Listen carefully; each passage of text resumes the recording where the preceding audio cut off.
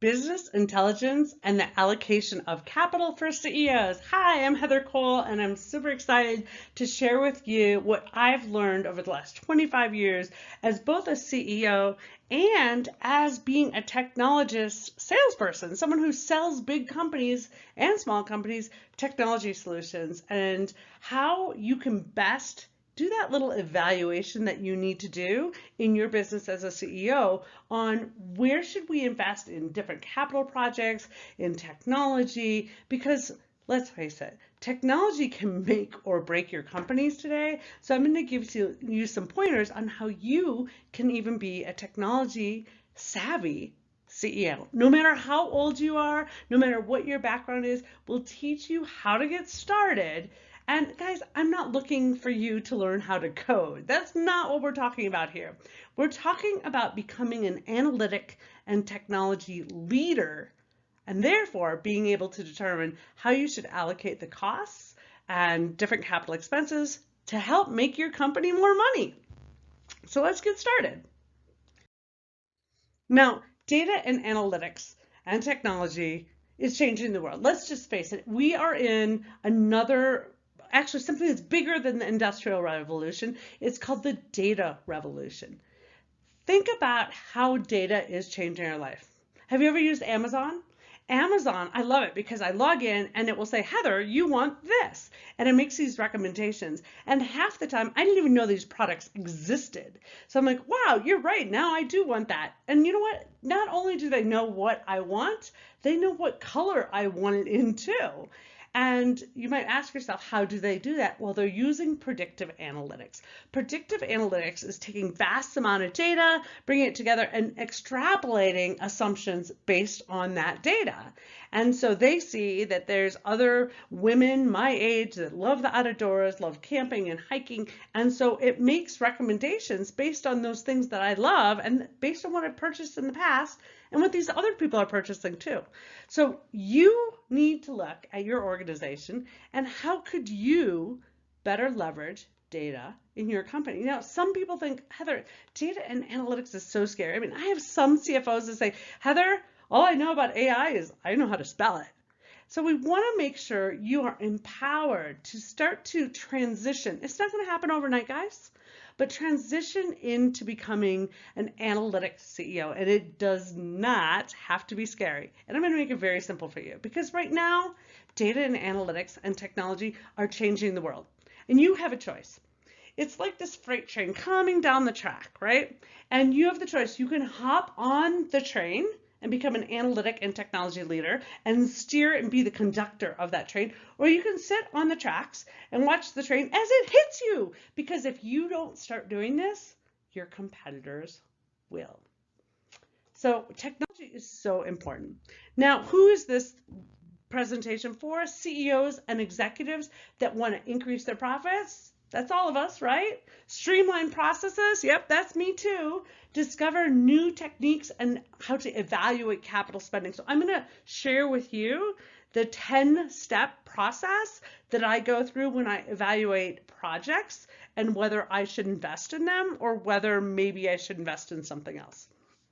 And I'm going to give you tips today, tactical, concrete tips that you can implement immediately if you want to deliver faster, cheaper, better success on your technology project. So what do you say?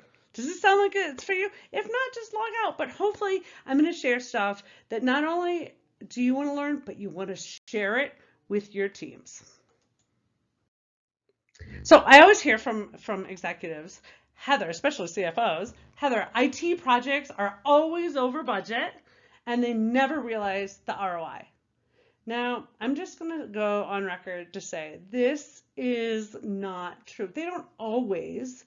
There's some key ingredients why they do go over budget and why they don't deliver the ROI, and we're going to solve those problems today because this, my friends, is just a big myth. And we're going to teach you how to make sure that this never is your reality, but instead you have huge success with the capital spend on technology projects. So a little bit about myself. Some of you already know me. I am Heather Cole. I am the president and founder and CEO, I guess, of Heatherized and Lodestar Solutions. Lodestar Solutions is a reseller of IBM Analytics solutions. So we coach people how to leverage data and analytics. And we sell and implement that software. And then Heatherized is my coaching company where I work with executives like you to help you step up and level up your business, get more productivity, and have more fun. So I've been in the technology industry for over 25 years, in particular selling a lot to the Office of Finance. So I'm going to weave in some of the stories of my experiences. I'm also a high performance coach certified by Brendan Burchard. I spend a lot of time on how we can make ourselves more efficient, right? And I'm also a licensed attorney, so I may throw in a couple tips on how to negotiate software and purchases like that to make your capital spending even better. So let's go ahead and get started. So why do projects fail? Technology projects fail, in my eyes, for one key ingredient, and that is lack of direction from the executive office. We need executive sponsors of all our projects. An executive sponsor doesn't mean, here, I'll write a check. That's not, we need engaged executives to help us get the direction of the corporation and therefore the direction of the project. When projects fail, it typically is because they don't have the right direction at the higher levels. And a lot of times executives are like, "Ooh, that's an IT thing." Well, that's not an IT thing. That's a corporation thing. Technology projects need to incorporate many different departments to be successful.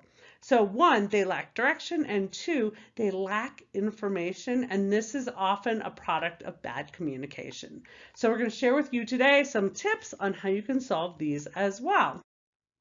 So today what you're going to discover is how to become an analytic and tech savvy CEO, the role of analytics and technology, and how I have used it in my organization, and how to leverage technology more effectively. Because if we can get more effective and streamlined processes with technology tools, guess what? That's game changing. So I would say that technology is about people, processes, and tools in that order. The tools, the software, the whatever the hardware is, whatever you're using, that's a very small piece. The people, the communication of the people, and the processes, those are your key ingredients. The tools can come second, but if you spend money on tools and don't address the people and processes, you're just going to waste your money. So what is the role of the CEO today? The CEO, first, number one, we need to lead and develop the strategic plan of our organization. So how many of you have a really clearly defined strategic plan and goal for your organization? Hands, let's see them, let's see them. Now some of you are like kind of doing one of these. Slowly raise your hand. It's okay. You can start now. Start to find the strategic goals. And here's the thing, the next part of this is you need to communicate those out to all your team members. Everyone in your organization needs to know where the company is going so they can help steer it in that direction. The second big role that we have is the allocation of capital. Where should we spend our money on that will either make or save us even more money? Obviously, we have to have a bigger return on that capital spend or it just wasn't worth doing. We also, as CEOs, need to create a great culture, and a culture in which I believe is the best is one that I don't like to call it mistakes. I call them learning experiences. That learning experiences are welcome.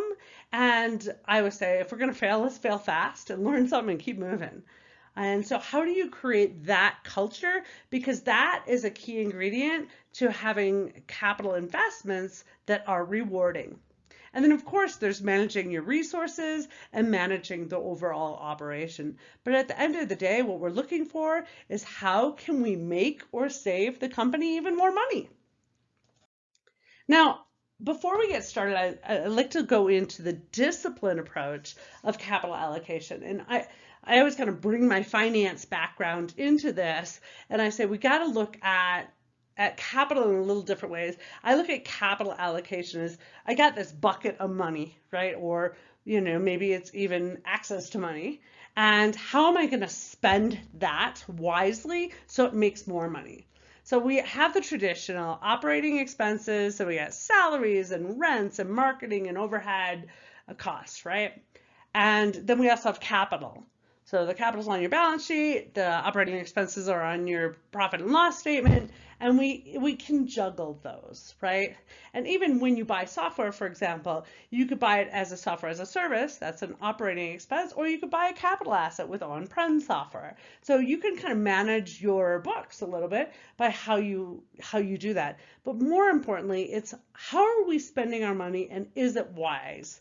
So one example I use is when we look at how we spend our money, do we hire people internally or do we outsource it? And that can be kind of an evaluation for you. In my own company, we used to have a number of employees, a larger number of employees, and we kind of slowly moved towards an outsource model where we're using other firms and contractors and partnerships more wisely. And I can tell you in downturn, this was phenomenal. While other firms were sweating about bench and consultants that weren't billable, we didn't have that problem. So that was a strategic goal for us, was to streamline and mitigate that risk.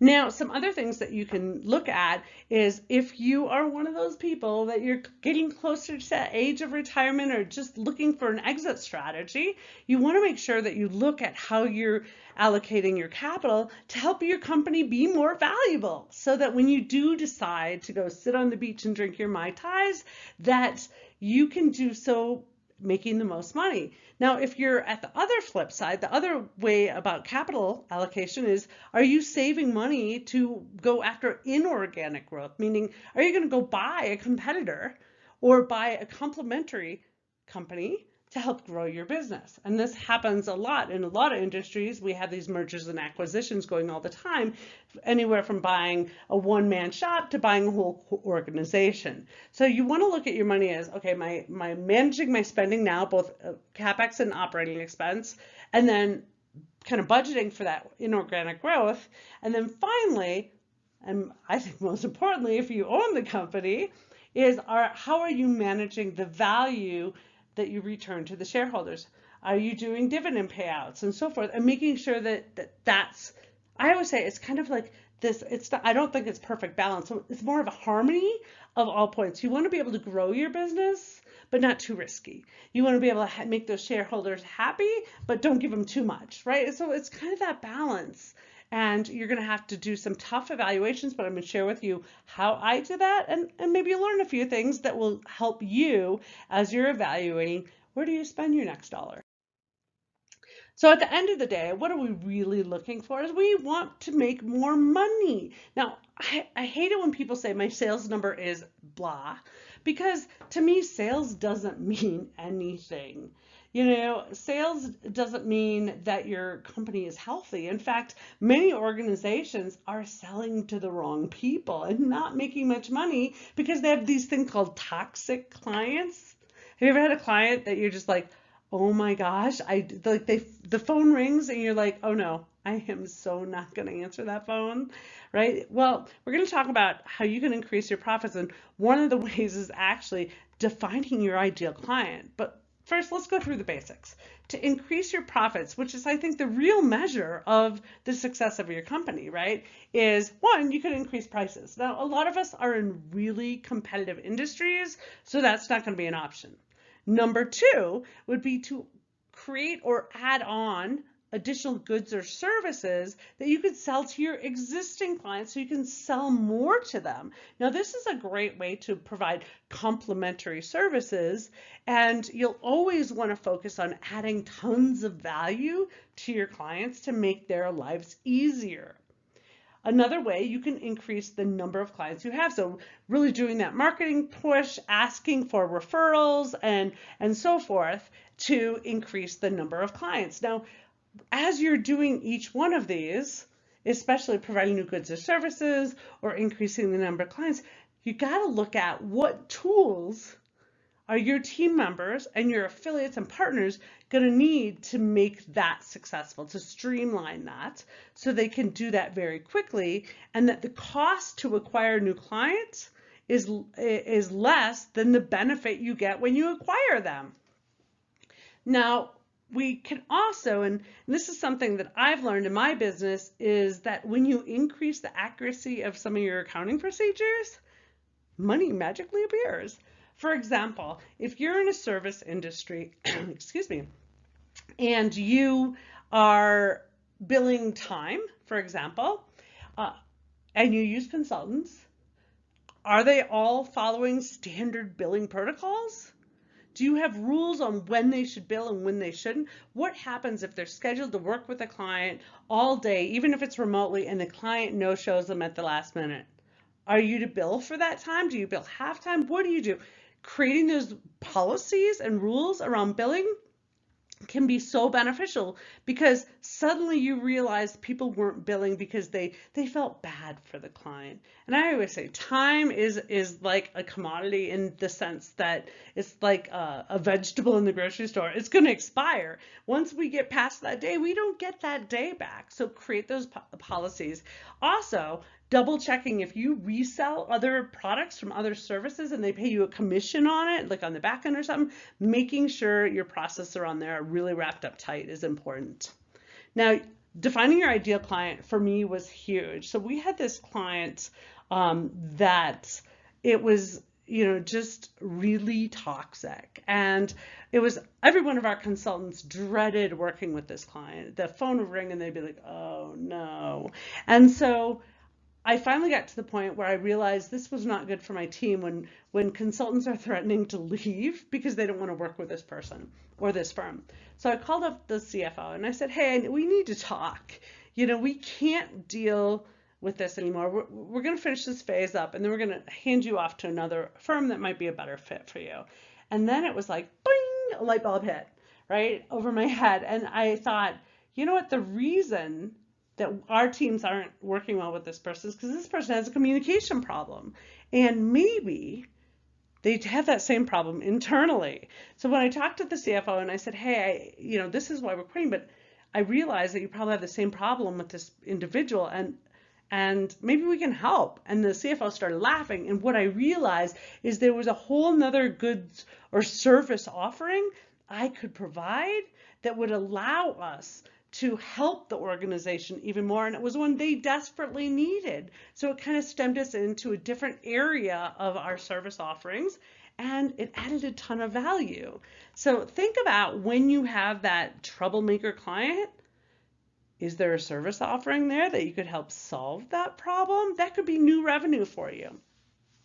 Now, the next thing, and this is the one I'm really hitting on today, is improving technology processes and efficiencies.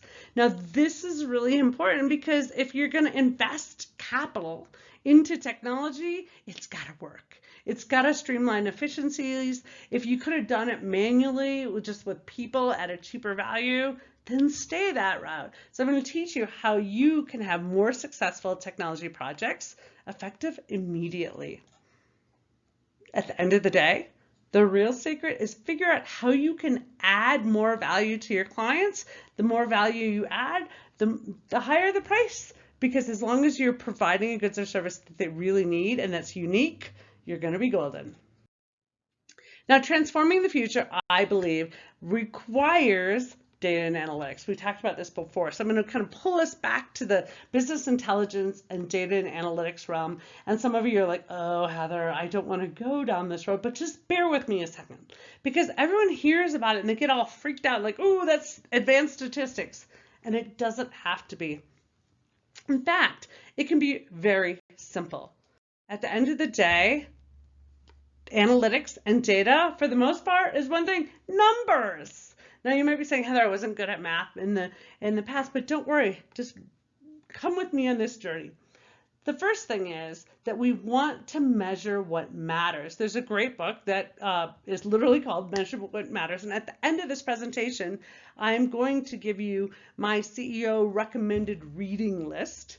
So I'll give you a little homework at the end. But let me tell you a story about my own firm. I'd hired some salespeople, and we had quotas for them, and we said at the end of the year, this is your quota for sales, and they were focused on that. But it wasn't driving their behavior, is what I noticed. And so after reading a number of books and talking to some coaches, what I discovered to be true is I wasn't doing something as simple as creating a number and measuring what we call daily deliberate practice. Now, if you study high performance and peak performance, one of the key ingredients on why someone like Michael Jordan becomes the best and someone else doesn't get off the B squad is that they have a vision of what they want to accomplish and they do daily deliberate practice, which they monitor, which they measure to make sure they're improving. So with my sales team, what I did is I changed what we were focusing on. I said, you know what? Let's not focus on sales right now. What I want to focus on is how many quality conversations do you have with the prospect or partner that could give you a lead? And we started measuring that and we tried to increase it every time, every week. And it was amazing because if they had a quota of having, 12 quality conversations in a week, there's legwork and homework to do with each one of those conversations. So let's say we started simple at 12, then by Friday, if they only had 10 on, they were going to hit the phones and make sure they made their 12. But it caused them daily to look at those numbers. And it had a huge result in the end result. And so figure out in your organization, what should you be measuring? What can you change? By the way, it's going to change and the numbers will change and what you measure can change. And you want to make sure that you're okay with that. So again, love the numbers and the numbers are really going to guide you. And that's the basics in data and analytics. Now, earlier I said you also have to become a tech-savvy CEO, and you might be thinking, Heather, I'm way too old for that, and I'm going to say, no, you're not, right? But the first thing that you want to do is you want to ask questions. You want to have an inquisitive mind, and I think for a lot of us, we don't like people to know we don't know something, especially in technology. The technologists, gain respect by being the smartest person in the room. So if you've ever talked to an IT person and they seem to talk over your head with all this jargon and stuff, they're actually subconsciously trying to gain your respect. And in tech world, that's how you gain respect. It doesn't work very well outside of the tech world because everybody thinks we're jerks, but it does, it's kind of how we are wired. So you can leverage this to your advantage.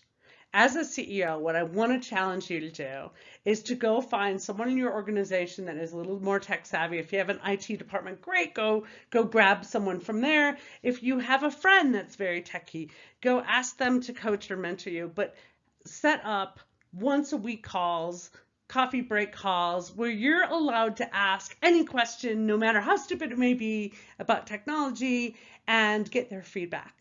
And as soon as you acknowledge that you don't know something and you're comfortable with that, but you're showing the desire to learn, you're going to actually set a really cool example for everyone else in your firm because they're going to start being comfortable being inquisitive and not always having all the answers.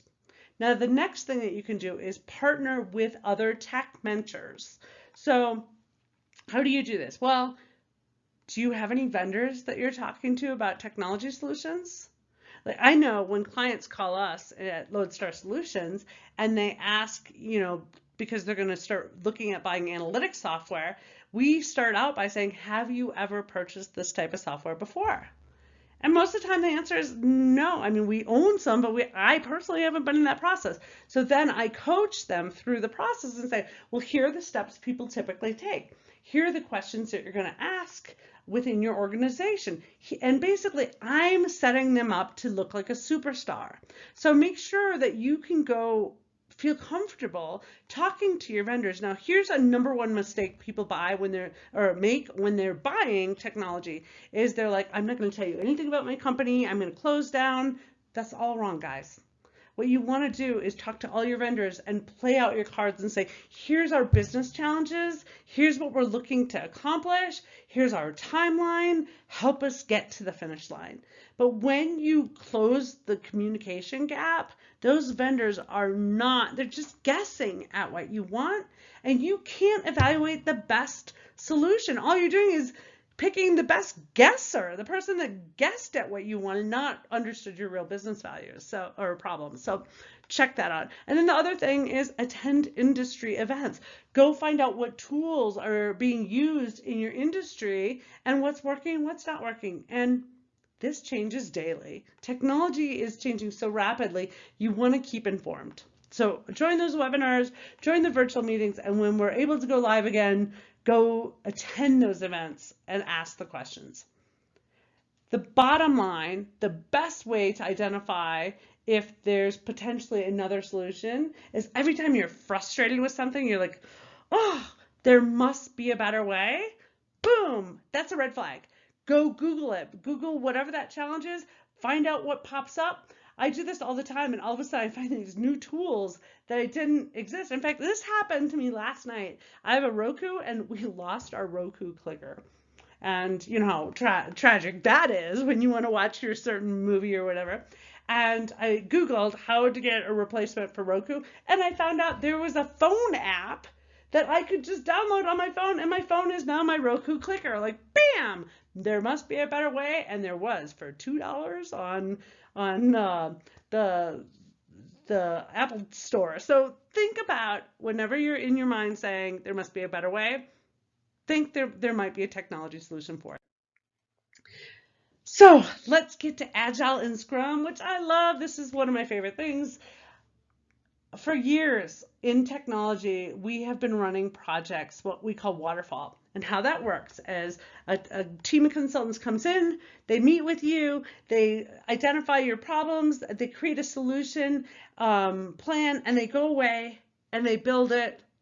And this sometimes could take years, and they come back with a solution, and by then, your business needs have completely changed.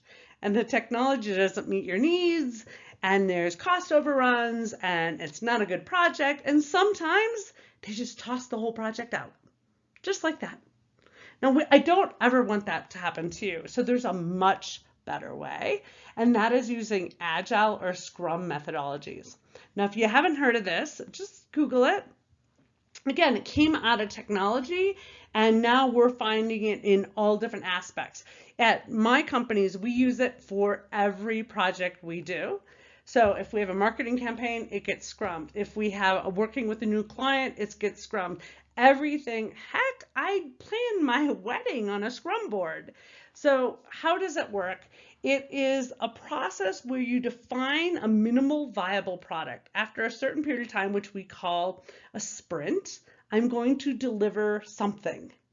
And it's not going to be the full deployed solution. It's going to be a start at it, and then we're going to refine it and test it and make sure that business needs are still the same thing, because business needs are changing like this right now. And so we need to be extremely agile and know that we can change directions after that sprint. Now the sprint may be like 5 weeks long, and then you go, oh, business needs change. Let's change what we're going to do in the next phase. It has to do with you all agree to certain things in that sprint. Everything else is put on a backlog. You don't touch it until you finish enough of the work. And it involves a lot of my favorite sticky notes. And by the way, when you do this kind of stuff with sticky notes, get the ones that say like super sticky, or you put them on a wall or something, and then you go to lunch and they fall to the floor. You don't want that. And so I love to do certain exercises before you even start the Scrum as brainstorming exercises that kind of a derivative of this is get everyone a stack of sticky notes. You can do this virtually.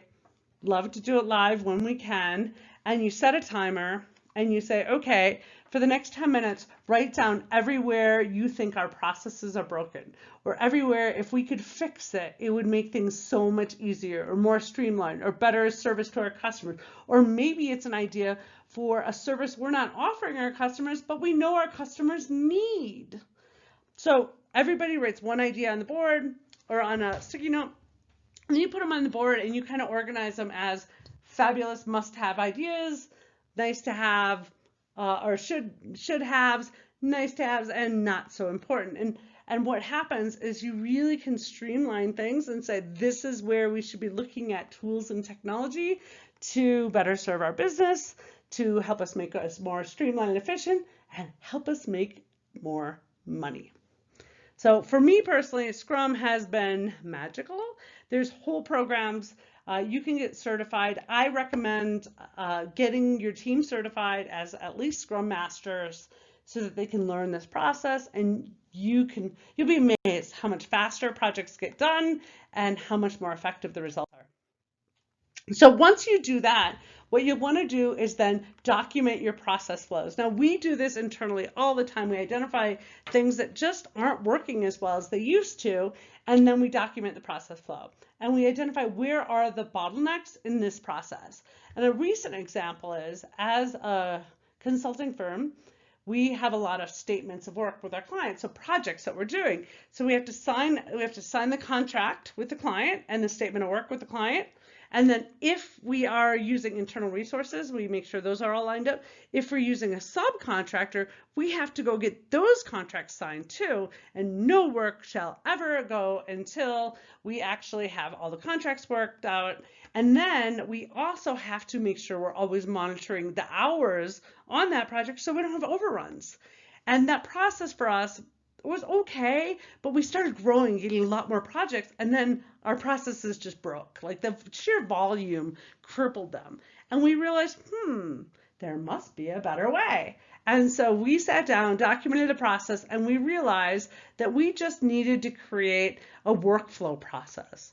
A workflow process that said, once this piece is signed, then send this piece. Once this is done, it sends an email to the person responsible for the next step, and it goes through the process for us. So what we came up with is an automation tool that we use heavily in our organization. By the way, we're not promoting any particular brand here. The one we particularly use is called Smartsheet. We love it. It's a fabulous tool. But what it allowed us to do is create a whole workflow process by client that said, first, statement of work has to be signed. And then once we check the box saying that that's been done, then it goes and says, is there a subcontractor on this? If so, then we send out the subcontracting agreements related to that project. And then when that box is checked off, it goes to the next one to say, create the entries in our time entry system. So it kind of guides us through the whole process. Now this is fabulous because the emails alert us when things happen. We don't have to go hunt, and we're not dropping the balls. We also use this tool for all of our projects because we can give access to our clients. They can upload files. We can have communications through it. So just a great automation tool, something you might want to consider as you're looking at how do I streamline processes? Where should I invest my money? Tools that help automate. Now, you may not be great at automation, and that's okay. By the way, there are consultants. If you need them, email me. I have friends that their specialty is process automation. They teach you how to automate your processes, and at the end, you end up saving a lot of money. So just know, I think one of the big mistakes I've made in my career in the past is I thought I'm a lifelong learner. I'll read a book, I'll attend a webinar, I'll go to a conference, I'll learn everything myself. And you know what? That worked for me. It did. But I realized a few years ago when I got my first coach that I was taking a decade to learn what I could have learned in months, if not weeks. If I got the right people that had been in those places before and guiding me through it fast, it would have been game changing. But instead, I limped along and my profits soared like this. And then when I got a coach, it literally, guys, it went like this, like huge difference. So think about that. Now, if you're wanting to learn more about Scrum, great book. I really recommend it. And some of you aren't readers, and that's okay. You can listen to it on Audible. It's called Scrum, The Art of Doing Twice the Work in Half the Time by Jeff Sutherland. And great book. It will introduce you to all the different areas that you can use Agile and Scrum methodologies. So before you get started, let's take a step backwards. And I want to ask you, what are the strategic goals of your company? Do you have them clearly defined? Have you communicated them to your team members? Now, I'm going to give you some information. And as you know, for years, we've been selling business intelligence solutions. And business intelligence professionals, their job is to take all this data, put it into a pretty dashboard or report, and distribute that to the people that need it, i.e. the executives, and give them a great dashboard with all the metrics and the analytics that you need to track your company. Now that's great, but what I've found is that less than 4% of the BI analytic professionals can answer the question of what the strategic goals of their company are. Less than 4%. And that's in big companies too, guys. So I don't care what size you are. It's a problem across the board where CEOs and executives are not communicating the strategic goals of the company to everyone. Because you know what? These team members can help you get to the finish line. By not communicating this, this is as if you've told your team to go run a marathon. You didn't tell them where the start line is, you didn't tell them where the finish line is, but you expected them to win the race in record time. Yep, you're setting them up for failure. So the first thing you can do right now to ensure that you're spending your money wisely is define your strategic goals and communicate them. Now, the next thing you want to do is get your team together and do that sticky note exercise I talked to you about, right? Like just set the timer, write down ideas, and see what comes out. You may be really surprised at what you have. Many times, team members in this exercise have come to me with these ideas that I never would have thought of, but are game-changing once implemented. So please get their feedback. Now that you have a list of areas where you can kind of find out that there's a better way, there's better tools, there's better processes, where do I spend my money? Do I spend my money on consultants that will help me streamline that? Do I actually buy software that will help to do that, or various technologies? So I'm going to share with you today what 10 things that I look at when I look at a capital or any expenditure of whether this is a good use of my time, my resources, meaning my team's time, my money, and whether we should do it. So the first one is this project aligned with the strategic goals of our company? If it's not, well, maybe we shouldn't do it. Now, how I do this is I take these 10 factors that I'm going to share with you, and I rank them 0 to 10. 10 being absolutely this is fabulous, and 0 being, or 1 being no, not so much. And so I rank everything. And so the first thing is align the strategic goals. Is this aligned, yes or no? Give it a score of 0 to 10.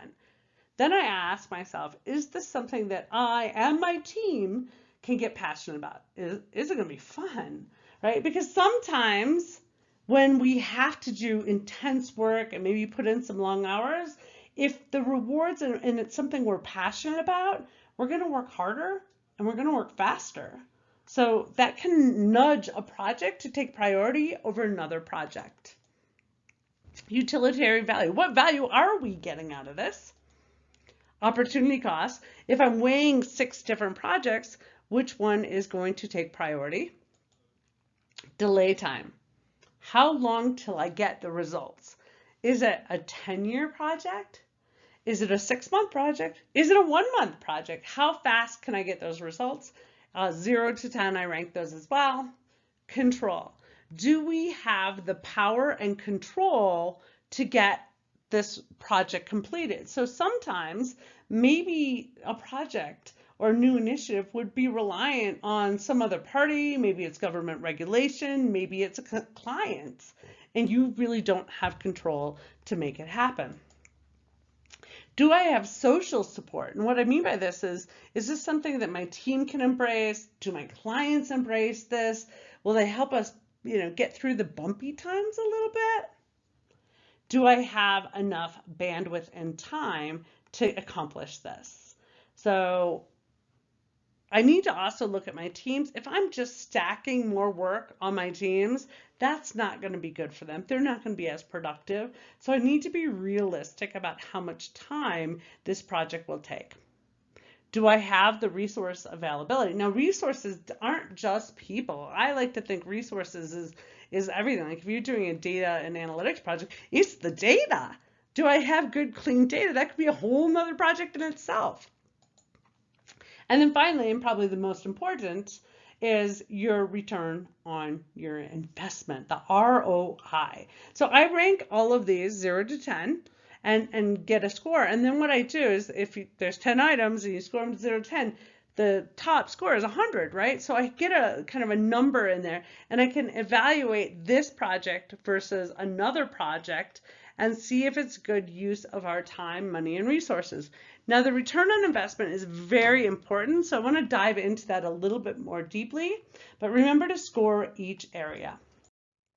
So on the return on investment, I believe that you should create, I do it in Excel, a spreadsheet that kind of ranks like man hours that are going to be used internally for this project, consultant costs, any hardware or technology, software costs that you're going to have with it.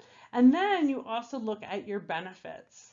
So if this was a very manual process to do something and it was taking someone 20 hours a week to do, and you could invest in this project and they could get it so it's 3 mouse clicks, there's a value there. So you take the 20 hours times the salary and you get to your number. So I do these. Now, each project is going to have a little bit different evaluation. So that's why I just do it in Excel and kind of think of all the variables to kind of get me on, what is the cost, what is the benefit, and what is that return on investment. Now, as you do this, you're also going to look at what I call the buy versus build strategy. So some of you have great talent internally, and you can use that talent. So you may say, hey, my IT department can create this new website for us. Great. But is that the best strategy? Do they do this all day long? Is that all they do? Or is this like they have to go dust off some cobwebs of learning from college to execute this, right? In that strategy, you might say, you know what? I can go find a resource that can build what I want. I'll work on the framework, the wireframe, and have them actually build this particular website, which is what I recently did. So I did that by, should I build my own website or should I just have someone do it? And outsourcing it was absolutely the beneficial solution there. So I want to give you a call to action today. Number 1, commit to educating yourself and your teams on technology. Can you do it? Can I see a show of hands here? Can you commit to me today that you're going to improve your knowledge in an area of technology? Pick anything you don't know, Google it, learn something new today about technology, or pick up the phone, call someone in your industry and say, what's the best tool that you've learned about today? Right? So I'm always learning about new tools and I'm always trying to figure out how I can apply them. And then what I do is I share them with people like you and say, I discovered this awesome tool. You should check it out. So educate your teams. The next, define that strategic goal if you haven't defined it and communicate it to everyone. Now, I like to say, don't just share it with your teams, share it with your vendors, share it with your partners, like tell everyone so they can help you accomplish that goal. Have you ever had a friend that was like either on a diet or trying to do a marathon? You were their cheerleader. And if you communicate your strategic goals of your company, you'll find that people will become your cheerleaders too. Have a brainstorming session with your teams. And you could invite your partners with this as well and say, how can we better serve our client base, right? But start to brainstorm. I think these sessions are a blast. You learn a lot, you get a bunch of ideas, and do it today. The next thing you want to do is investigate and implement agile leadership. Go learn about Scrum and Agile, get the books on this, learn how you can implement it, and I guarantee you it's going to be game changing for you as well. And then invest in your teams. Now, I like to say that technology, again, people, process, and tools in that order. And so if we can refine and better improve our teams' communication skills and their skills and the soft categories, all your technology projects, all your capital projects are going to have a much bigger ROI because you're going to remove a lot of roadblocks that are caused by people. And then, of course, do ROI analysis on all of your projects and make sure that they're good investments. So I want to take one more second and talk about soft skill training because this is something that's very near to my heart. In addition to learning Agile project management or Agile Scrum, I believe that everyone should be trained in various areas of communication, including persuasion and influence, and get this, facilitation. How many of you have trained your team on how to facilitate meetings? I'm probably not seeing a lot of hands out there, but think about how many meetings you've wasted, or you have 10 people, all high-level executives, wasting time because there's nobody that's skilled in facilitation. So nominate someone. Maybe even create an area in your organization that are the skilled experts in meeting facilitation and save a ton of time. And so definitely an area I encourage you to find classes on, train your people. Now, I love this quote. It's not from me. I heard it from somewhere, but it's afraid if you train your people that they'll leave. What if you don't and they stay? Every time I hear that, I'm like, wow, that is so true. What if I don't invest in my people and they stay? All right, so make the commitment to your teams and they'll make the commitment to you. So when is now a good time to start? When is now the time that you will take action and have great results? I'm going to give you guys, I'll send you a link and you can get access to my analytic leader assessment. It's a quick little survey that you do. And don't worry, if you don't have a good score, that's okay. It just means a lot of opportunity for growth. But it's really going to get you thinking about what you are doing, how you're accountable as a CEO to become the analytic leader that your companies need you to be. And then I promised earlier, books on various areas that I think this is my required reading list for CEOs right now. And I'm always adding new books. I'm a book junkie. And again, I know you guys don't all have time to read and some of you don't like to read, but Audible is phenomenal. Again, I don't get paid by Audible. I should though. But go ahead and you can download these books and listen them while you're mowing the lawn or hiking or shoveling or whatever you're doing, just walking the dog and learning. So the first book, Measure What Matters, should be required reading. This is how Google and Facebook and all these other companies are using these objectives and key results to really measure their organizations. It should be required reading by everyone. And then I talked earlier that creating the culture where it's okay to fail and fail fast. But I think you can take culture to a whole nother level, and Culture Code is one of the best books on that. We talked about The Art of Doing Twice the Work in Half the Time by Jeff Sutherland. Traction, Get a Grip on Your Business is a phenomenal book for entrepreneurial CEOs, and it's a framework for running your business. And we've used it for years. Highly recommend this book by Gino Wickman, again on Audible. I actually would recommend you buy the book on that because if you saw mine, it's got notes all over it. And I refer to it often. Now, some of you, well, have you ever made a hiring mistake? Like, this person was a really nice guy or nice gal, and then they just weren't effective and you had to let them go? Well, I discovered after reading Hiring for Attitude why that happened. And almost always, I hired someone that was missing one of our core values of our company. And this is a fabulous book that goes through how to define those core values and how to interview people to make sure that they have those skills. Now, one of my favorite authors is Mike, the author of Clockwork. He also wrote, I think it's called Pumpkin Patch and Profits First. Highly recommend this guy. On Audible, he's phenomenal. He's very entertaining. But the Clockwork's about getting your business so it runs itself. So you're not a slave to your business, right? I implemented these in the book. He challenges you as a CEO. Could you take at least a 4-week vacation? Can you do that? I've done it. I do it almost every year, sometimes a couple times a year. It's so rejuvenating. And then you always want to be able to communicate why you're unique in your industry and your story. So Building a Story Brand, required reading.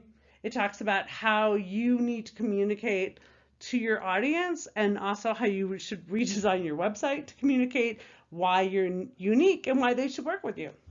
High Performance Habits is by Brendan Burchard. It's one of the best books in the industry on how do you level up your skills in totality, from health to energy to productivity.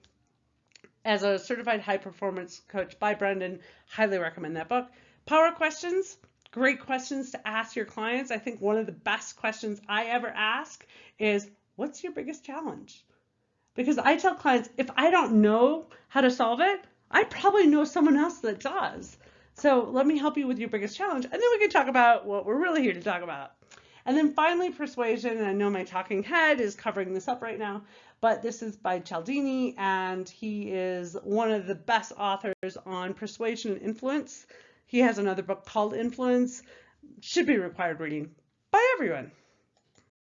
Okay, so I hope I added a ton of value. We covered so much today that I want to keep working with you. I want to keep this conversation going. So do me a favor today, go ahead and subscribe to my free guide. All you have to do is go to www.heatherized.com/value guide.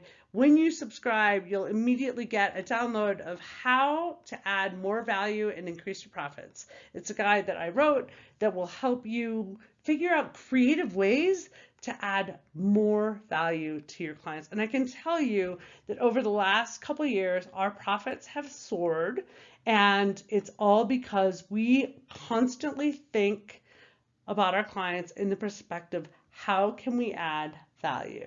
Not how do we make more money, how do we add value? And the results have been massive, super fun. Okay, so I'd love to keep connected. Go ahead and either email me or join me on LinkedIn. I do go on LinkedIn Live periodically. So check me out. It's Heather L. Cole. Sometimes there's a lot of Heather Coles out there. Please put the middle initial and look for me. You'll find me that way. And my email address that you can send a contact is hcole@heatherized.com. Let's keep the conversation going. And if you're looking for a mentor or a coach, reach out to me. We have various coaching programs that we provide. We do one-on-one, we do group, we do masterminds, and we'd love to work with you. So hopefully you've had value. Please do me a favor, and if you like this video, make a comment, share with friends, and we'll see you on the next video.